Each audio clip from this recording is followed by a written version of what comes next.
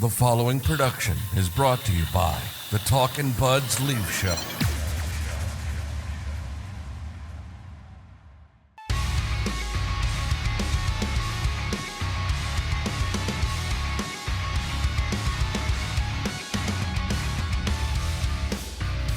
Here we go, Talkin' Buds Leaf Show. I thought it's a unique opportunity, given this 2 games in 12 days trip to Sweden, to sort of reflect on what has been the opening month of the season and where we currently stand with this team. Like sort of a holistic conversation of how we're feeling about this current roster, how they've done in the first month, what we like, what we don't like. I think we should start, though, with the back-to-back wins this past weekend over Calgary and Vancouver. 2 really good wins. I mean, they let Calgary come back. They blew a 4-1 lead against Calgary, but ultimately end up getting the win. And then you said this to me on Saturday night via text, and I saw a lot of people sharing the same sentiment on Twitter that you thought the Saturday night win against Vancouver was the best win of the season. Yeah, it was, because they only allowed 2 goals. If you want to talk about toughness, there was guys standing up for each other all over the ice, and it wasn't even dirty hits. It was clean hits, but when they saw their teammate got rocked, they came in. They dropped the mitts. They got 2 penalties. They gave up 2 goals on those 2 penalties. I thought the Giordano instigator was a little weak. It's like that. I thought they dropped their gloves at the same time, but I mean, and then they had depth scoring. They had, like, it was everything that they've been missing in that game. Like all year, it's been Nylander and all those guys contributing like how they normally contribute. But that game, it was depth scoring. Samsonov showed up. Guys were sticking up for each other. Shit you don't see all the time with this hockey team. So I think that's why walking away from that game, I was like, I'm almost kind of like sad that they like went on a trip in a way, because I thought they could have really built off that win going into this week, playing a normal schedule. But you could look at it the reverse, that this is a really unique trip that is like a bonding trip for the team and everyone in that dressing room. It's like, this is pretty crazy. Like they literally only play 2 games in 12 days. It's almost like kind of a, I don't want to say a break because you're flying overseas, but like it is kind of a mini break in a way.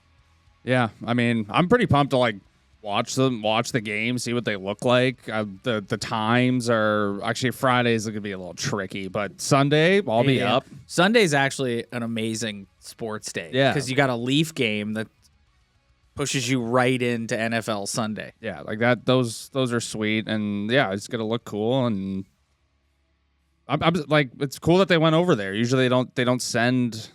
I mean, this is the first time the NHL has really done something like this, I think. So in season, someone will correct us, but yeah, this is the first time I remember it being in season. It's the first time the Leafs have ever done anything like this. So yes, games that matter. Like they're playing actual games that count in the standings over there. Yeah. Yeah, it's not just because they do the international series in the preseason. But yeah, I'm with you. I'm kind of excited to get up at 7:30 in the morning on Sunday and watch Leafs.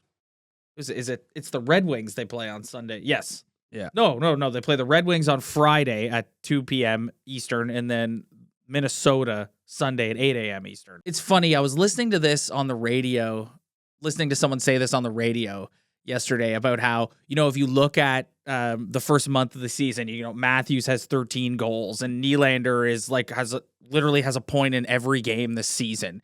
And there's tons of positives. Tavares has had a pretty good start. Riley's been good. Giordano at 40 years old has been like you mentioned it earlier, the fight against Vancouver the other night, and like picking his team up, and his comments after the game about how this is something we discussed, and we talked about this and I'm living it, and we said we were going to do this, so I'm going to fucking do it. Like that, tons of positives.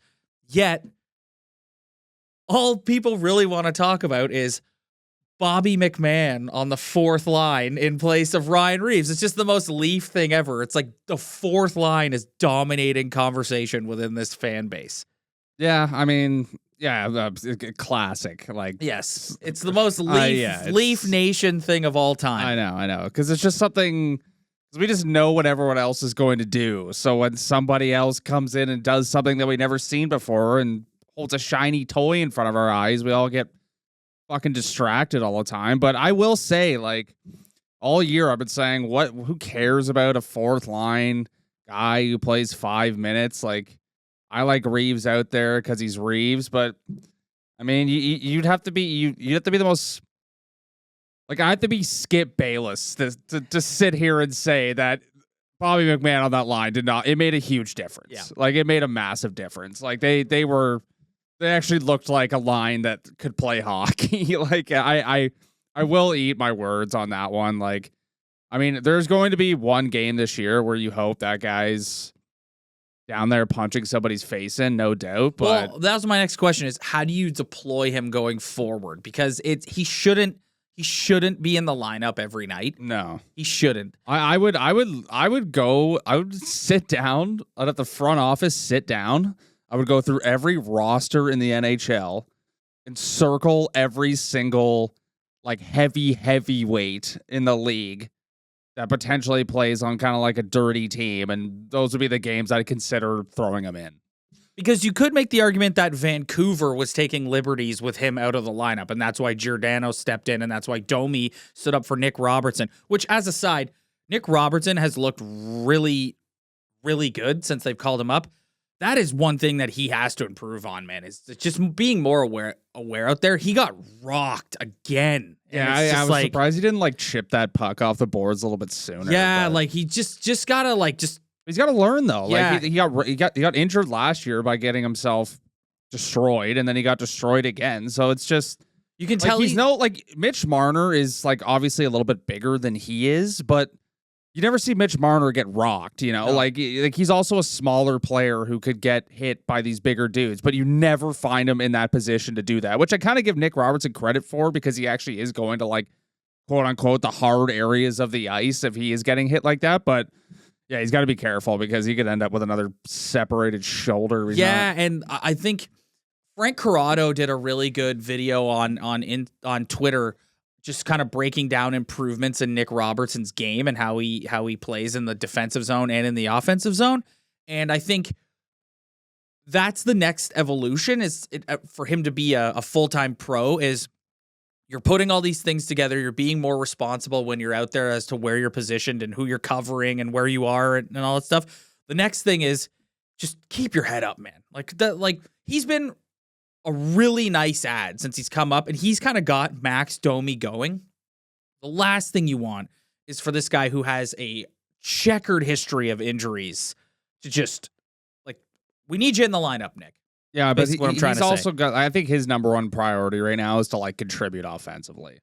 Like I know you got to be responsible all over the ice, but if for a guy, well, you can't contribute offensively if you're going to get rocked. Yeah, but I'm happy. I feel like his confidence will grow in terms of like improving on other parts of his game if he's like doing what he's supposed to be doing, which is contributing a point here or there and being a guy who's a scoring threat. Like I feel like just him contributing, getting a point in every single game that he's played in since he's been up, like that's just gonna bleed into other parts of his game, and he's just gonna gain more confidence, and he's gonna get better. So hopefully he doesn't die before that. What did you make of Nikita Zadorov's agent coming out after the game and saying he's requested a trade? And then said something along the lines of, what exactly did he say? He said something along the lines of get your Leaf tickets or something like that. Like he basically came out after the game and said his camp requested a trade. I'm trying to find the tweet where his agent said something where like he related it to the Leafs. And then Friedman reported on 32 Thoughts that an unnamed Leaf player said to Zadorov on the ice, "You're exactly what we need here." I want to hear the dork's take on this guy. The dork's take on this guy is he's basically a slightly better version of Luke Shen. Yeah, that's what I was gonna say. So, it's like he's kind of Luke Shenny. So don't. And this is where it gets interesting with Tree Living as opposed to Dubas. And I kind of had this thought the other night, like say what you want about Dubas, and when he was here, you and I were kind of on opposite ends of the fence with Kyle Dubas. And since Dubas has left, I've sort of come around to your way of thinking, just looking at hindsight at some of the moves he made. But one thing, and I'm not saying Tree Living will do this, but one thing about Kyle Dubas that I always had faith in is that he was never going to overpay for anybody. He always found a way to make a deal and give up. You mean a trade? A trade, yes. Yeah. He was never going to yes. Yeah, no. Contract negotiations are a completely different thing. I'm talking about in a trade. I mean, he did give up a ton of first-round draft choices, but he was never going to give, like, somebody said this week that whenever Tree Living engages somebody in a trade discussion, the conversation starts with Matthew Nyes. And that's a hard no for me. So again, long-winded way of saying, I always had faith that Dubas wasn't going to give up, like, one of the Leafs' most prized possessions. I just hope Tree Living, in an attempt to fix the defense, doesn't move a Nyes, that's Robertson. And listen, I'm not opposed to eventually trading Nick Robertson if down the line it just ends up that's what you have to do. But right now, I think he's playing so well, and we're finally getting a real look at him. Don't move him now. So basically, what I'm trying to say is, I really hope. It's clear they want to fix the defense. It's clear Tree Living is working the phones, has some lines in the water to try and bring a defenseman in here. I just really hope they don't overpay for a guy like Nikita Zadorov, who on a good team is a four. Yes. Like the hit he laid on Bertuzzi. Like that's what you want to see more of. It's just like a big dude who's physical, who can clear out in front of the net, but like. He's a third pair defenseman, like on a really good team, you know? Like they're not going to do that. They're not going to trade anybody. Like Zadorov has no like leverage in this situation at all. Like he's asked for a trade. What are the Flames going to do? Like just trade him immediately? Like no, they're going to have to like wait. It's not easy. Like no one makes a trade in November. Like, I don't know what they're expecting. Shortly after the game on Friday, Zadorov's agent, Dan Milstein, tweeted, "Here comes Zadorov trade. Get your Leafs forever." No, here comes Zadorov train. Get your Leafs forever tickets today. We are Gold Star.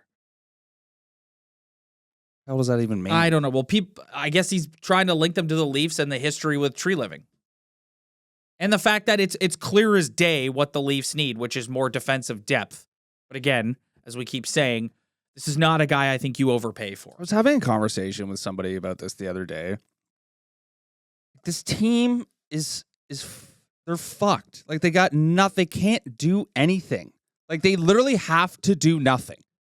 This year is almost like that roster you have up on your laptop right now. That's the roster. Yep. Like you can't do anything else. You can't give up anything more unless it's like a 1-for-1.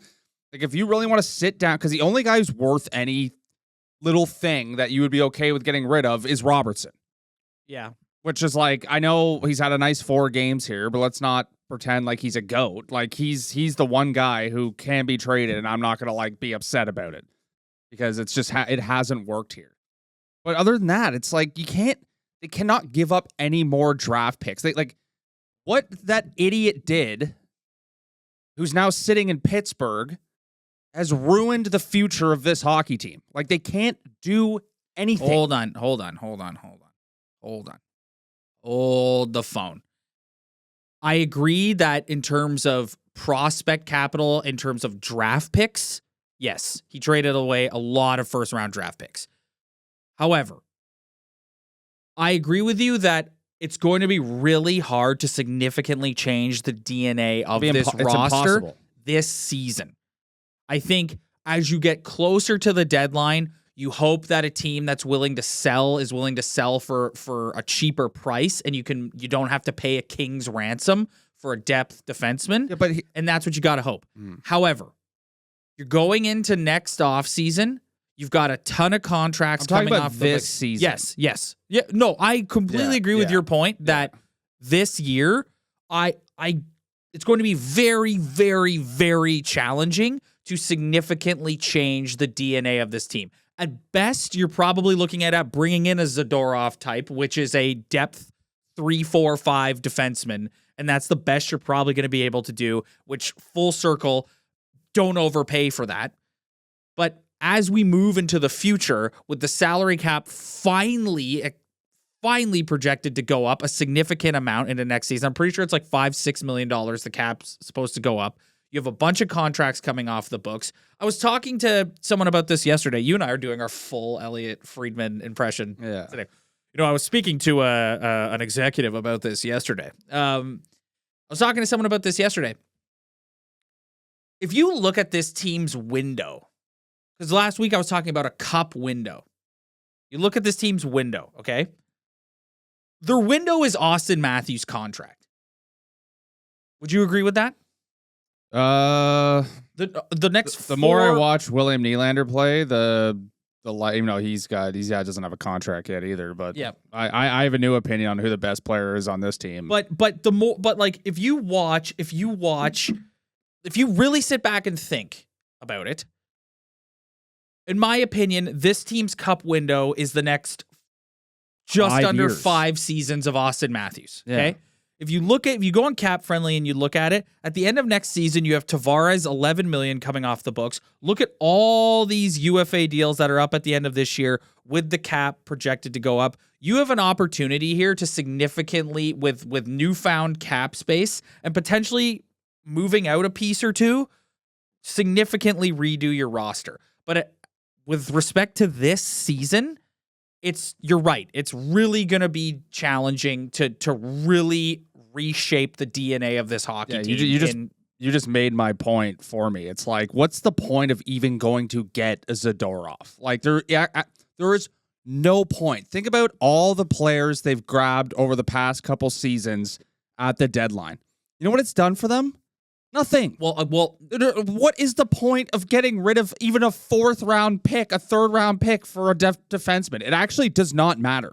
It does not matter. It will not make a difference. Well, the point is improving your team, but it's not good enough. No, but like we've been talking about for the last few minutes, you cannot overpay for that. That's the point. Like they really do have to sit tight here. Tree Living really does have to sit tight here. And if he sees an opportunity to bring in a better piece, a better defenseman, and not have to pay a king's ransom, then you take it. But if people are going to start trying to take your Nyes, take your Robertsons, take another first-round draft choice, whatever, then you just got to stand pat and you just got to ride this out.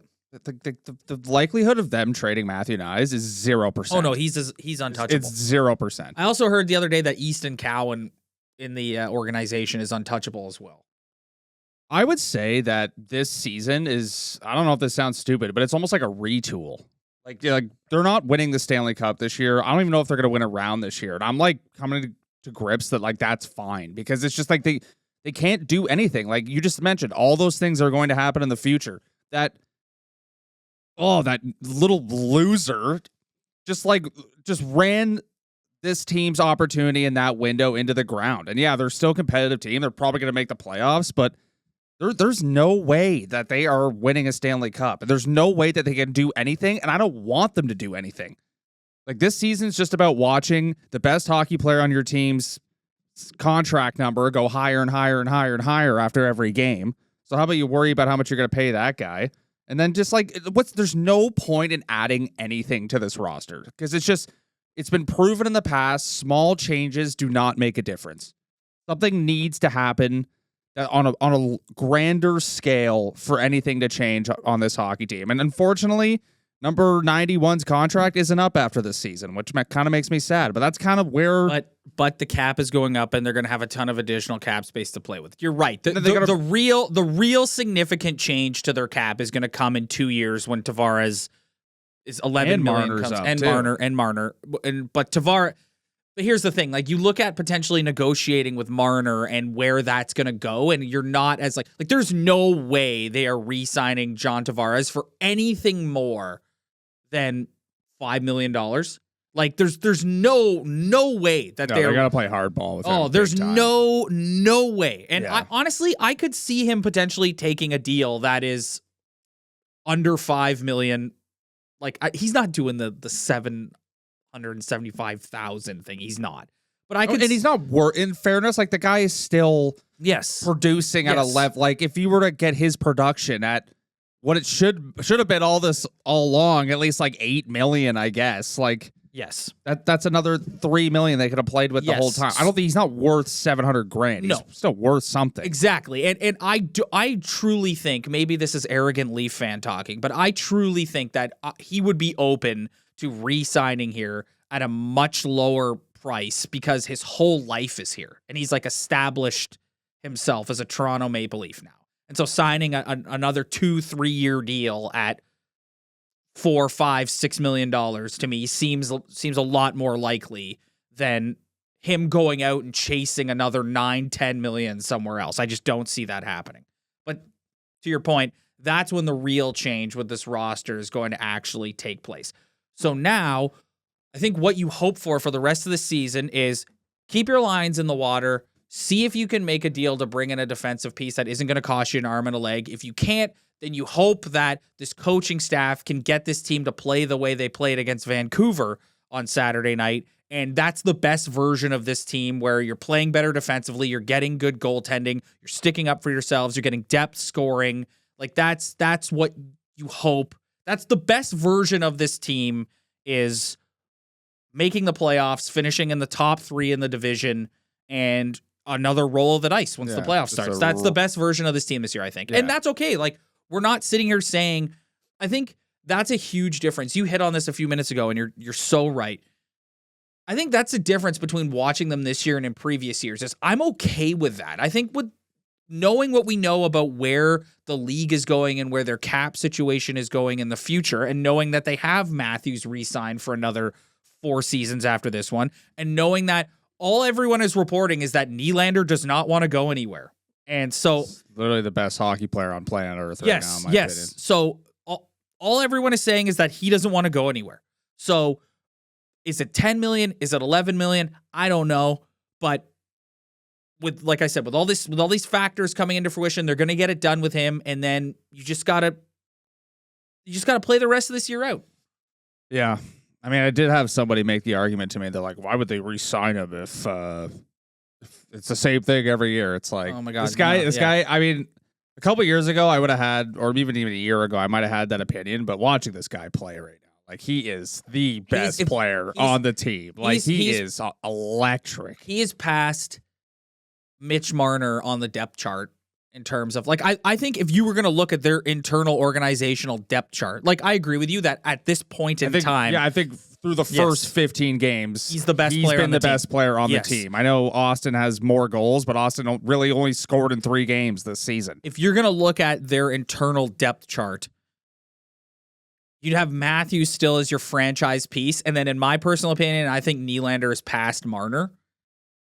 And there's somebody who's in the comments who's going to disagree with me on that and spaz on me about that. I don't think anyone can really disagree with that. I think Nylander's past Marner, and I think you've seen one of the things that I think Nylander has going for him over Marner.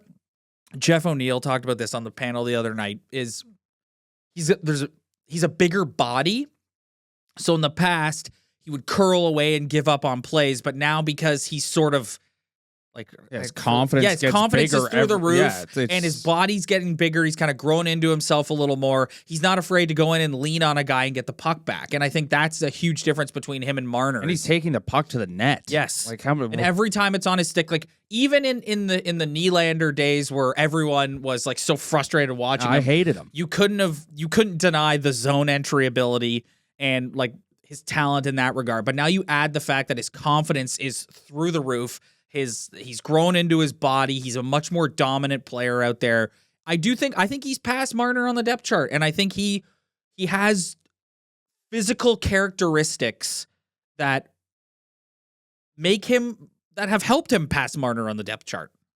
5 years ago, I hated this guy. Oh, rewind to seasons 1 and 2 of the Talkin' Buds Leaf Show and listen to you just tee off on William Nylander. I used to get on here and just lay into the guy. Like, I couldn't stand him. I thought he was useless. I thought, he was a skilled player, but he's just like, it's just not the type of guy you want as a person you need to lean on. Like, he just didn't have the characteristics that I thought a hockey player needed to be successful. But I've never seen a guy get in the league who's skilled, but like gets better every single year, especially the past 3 seasons. Like just every single game, it's like he's getting better. And he's like, what is he, 27 now? He's going to be turning 28 next year. Like he's just getting better every game, and he's just an unstoppable force right now. Yeah, he is. He's incredible. It's really amazing. I've talked about it before. I'll say it again quickly. He is such a character study in what confidence does to somebody. He's just, oh yeah. All right. Well, one thing there's a couple things that they need to get better going into the next little bit here. Their goaltending has been awful this year. Yeah. I know Joe Wall has played well a couple times, but at the end of the day, it just hasn't been good enough from either guy, especially Samsonov. You're right. They've had moments here and there, but yeah. Like Wall's played really well in the 2 times he's come in against Tampa, and he's overall I'm actually pretty happy with what I've seen from him. But at the end of the day, it's still not good enough. Yep. Their penalty kill is like Ron Wilson era horrific penalty kill. Like horrific. It's absolute garbage. Yep. 27th in the league. Yeah. They're just stop trying to score on every shorthanded play. Like I know you have the ability to, but stop, because guys are out of position and you're giving up way too many goals. Well, and that's the thing that people highlighted about Saturday against Vancouver is Giordano takes the instigator penalty. It's such a huge moment for your team. You're like, you stuck up for us. They can't win. Fought the young buck, and then that's a penalty. No, you need to go out there and kill that penalty for your teammate, for your 40-year-old teammate. But like you can't win in terms of people being like, "Oh, this is why you don't do it." Oh my God. Power play. It's like no. Yeah, no. I don't know. I don't know what they're doing in practice. Like, well, are we practicing this? Like, I don't know what they're lost out there. They're just trying to score. It's like, stop trying to score on shorthanded. Like it is going to happen. Like you have skilled players who are going to score shorthanded, but stop trying to do it every single second of every penalty kill. 26th in the league goals allowed. Yeah, like the D has been awful. Like you're celebrating the whole team D, like the actual D, the forwards playing D, all of it has been atrocious. Yeah. You're celebrating Saturday against Vancouver that you only allowed 2 goals. That's like a huge win for this team so far this season. Any game you can give up 2 goals, like that's the goal. Yeah. But they got to get better at that. Yep. I think they're onto something. Obviously, the big storyline through the first couple of weeks was the fact that they were getting 0 offense from their depth forwards, and I think they really, a guy. That's also a concern too. A guy who I am going to sit here and just give him his due. Calle Järnkrok. I have ranted and raved at times about having Calle Järnkrok on the top line. Well, he doesn't belong on the top line. Well, no, I know, but just putting this guy in situations that I didn't want him in. But he really is Sheldon's Swiss Army knife. You can put him anywhere. They were doing last week when they were benching Reeves. They were double shifting Järnkrok, so he's playing on the 3rd and 4th line, and he looks good every time he's out there. They found a spot for him. He settled in nicely with Domi and Robertson, who, like, you've got Robertson, who's essentially a rookie, and you've got Domi, who he's way more engaged in a better 200-foot player as a centerman, but the knock on him is that his 200-foot game isn't great, so you've got a defensively responsible guy in Järnkrok on that line who's chipped in for a couple of goals as well. So that 3rd line has shown some promise, which is really good. And to bring this full circle to the top of this episode, Bobby McMann, like you put Bobby McMann out there with Noah Gregor, and it's 2 guys who can really skate, and it made a huge difference on that 4th line. Yeah. Yeah. I mean, yeah, you had the stats up earlier. Järnkrok's like a +8. Yes. Riley's a +9. Yes. Like Morgan Riley's a +9 on a team that's given up a shit ton of goals, which just shows you that this guy is not on the ice when goals are going against. Listen, we've shit on the defense. Everyone has shit on the defense. But I think for the most part, there's 3 NHL caliber defensemen. Morgan Riley, TJ Brody, and Mark Giordano have all been pretty good. And I thought Liljegren was sort of starting to round into form before he got hurt. Yeah. So I mean, Domi's got 9 assists in 15 games. Like, listen, That's a pretty good. That's a pretty decent pace. I'm pulling for Max. I me really too. am. I'm really pulling for. It's not like the way, like, we've touched on Tyler Bertuzzi a little bit. I feel differently about Max, and it's totally because of the nostalgia. There was just something about that last name in a tilt. in a tilt at that arena on a Saturday night the other night that was just like all the feels. Whereas Bertuzzi, I found him to be kind of a suck at sometimes and unlikable. But that's another thing too. Tyler Bertuzzi, you need way more from him as you continue. Like way more. He's. I think they brought him in with the intention of having him on the line with Matthews and Marner. That didn't work out. Nye seems to be fitting in pretty nicely there. So absolutely. Bertuzzi seemingly is getting a little more comfortable as each game goes on with Tavares and Nylander. Tyler Bertuzzi, though, man, he's the classic example of a guy where we could sit here till we're blue in the face all season and go, that's what happened to Morgan Rielly this guy's mid. What a disappointment. What, like, he hasn't fit in. What's his problem? Then he scores a big OT goal in April and May, and you're just like, let's go. It's cool. You just earned your 5.4. Yeah, that's what that was Morgan Rielly's season last year. Yes. Was that. So yes. I mean, I was gonna say 5.5 for Bertuzzi, not 5.4. The goal that, like, Nye's on the top line, the goal he scored I forget what game it was, where like somebody sauced it out of midair and he like batted it down in front of the net and then put it in. This guy is elite in the ozone. Yeah, I don't know about elite, but like he's got a very high ceiling in terms of making plays happen in the offensive zone. Totally agree. Tons of offensive upside. Yeah. Tons. Yeah. Just like hard on pucks, is skilled and has like all the ability to score. Yeah, big body. 20, 30 goals in this league for a long time. Him and Matthews. I heard a good point made during Overdrive yesterday about, and I just wanted to touch on it because I thought it was a really good point. Because we talked last week about, bringing in Reeves and how one guy doesn't change your overall team toughness. And then I referenced Giordano's comments after the game the other night about how, like, we talked about this and I'm going to live it. And then you have Max Domi sticking up for his rookie winger. Matthew Nyes is a rookie. And if someone takes a shot at him, Matthews is going to have to go in there and stick up for him. Like he's going to have to, but that is the change. Cause it ain't going to be Marner. It ain't going to be Marner. It's not going to be Matthews either. It's hopefully there's a defenseman on the ice but that's the change. Who's capable. That's the change you want to see. And that's the type of thing that Mark Giordano is trying to get to ripple through the rest of his team. Like last year, Sam Bennett slams Matthew Nyes' head into the ice. Yeah, they were out of the league. Someone has to go over and do something about that. And the guys who he plays with, it's just, you just know it's not going to be Marner. If you think Austin Matthews is going to do that, go watch the replay of Steven Stamkos punching him in the head 8 times before he finally decided that he was going to somewhat fight back. Yeah. He literally got punched like 4 times. And then he was like, all right, I guess I'm going to fight. And then he got his ass kicked. I don't understand. Well, I mean, I understand why Marner doesn't want to fight because Marner still looks like he's 14 years old. But I just don't understand. How can you sit on the bench? And I get it's not your game. And I get not...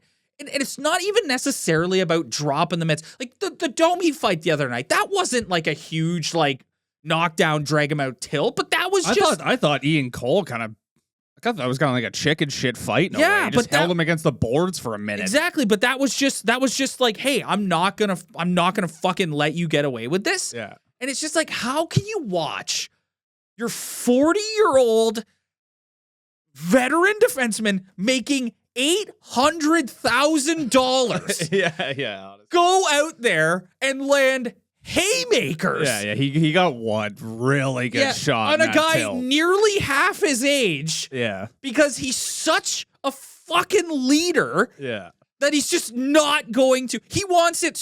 This guy has won a Norris Trophy. Is probably going to go to the Hall of Fame. Has done just about everything you can do in the league, other than win the Stanley Cup. He's making $800,000. You know how easy it is for him to just skate back and go, I'm 40 years old. But what does he do? He gets in there and he's landing haymakers. Yeah. And you're just on the bench. Like, they're all up and they're all clapping and they're all banging their sticks. It's like, yeah, man, like, fuck. Like, that's what you do. You'll be all right. Like, you'll take a couple shots. You'll be all right. Like, what are you so scared of? Yeah, honestly, you will be all right. You'll be fine. Like, you'll have a black eye at worst. And guess what? Guess what? Most of the guys that you're gonna get in a like, pick a goon in the league. Okay, Arbor Jackeye, Tanner Jeannot, like, or even a Reeves. Like, Reeves doesn't go out and fight the other team's best players. So if you're Matthews or you're Marner and you end up in a scrum with somebody, it's probably gonna be somebody around the same caliber of player as you. Yeah. You'll be fine. You can't go and give Kucherov a little shot. Like, what are you scared of? I know. It's like if you can block a shot, like if with your face, blocking a shot is 1,000 times more frightening. Yeah, I know. If you're standing in front of like an Ovi clapper, like you can't take one little punch to the face. You can't take a glove face wash. Like, you're that scared of it. I know. It's so And you know who else this goes for too? The captain of the hockey team. Another guy. There's a scrum in front of the net.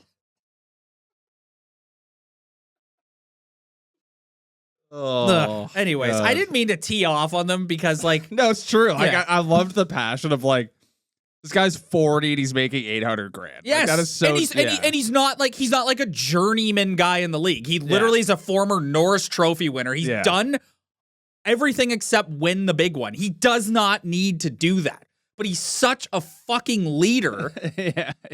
Like, if I'm Sheldon, I'm walking up to John, ripping that off his fucking chest and going and putting it on Giordano's fucking chest. Yeah. God. Yeah. Ugh. Yeah, they gotta. Anyways. Which is kind of an argument to go trade a couple draft picks for a big dude in Calgary, to be honest with you. Yes.